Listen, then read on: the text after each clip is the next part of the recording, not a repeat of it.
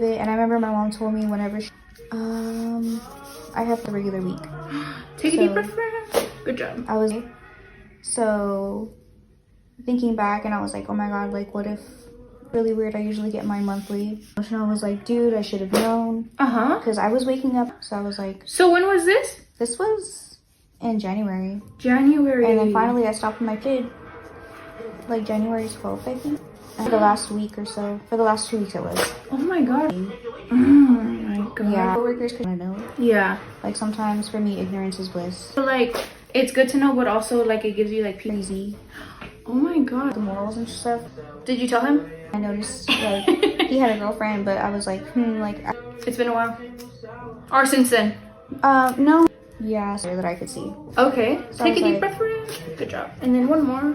Perfect. Oh, dude, you need to catch me up. Take a deep breath, friend. Good job. And then one more for me.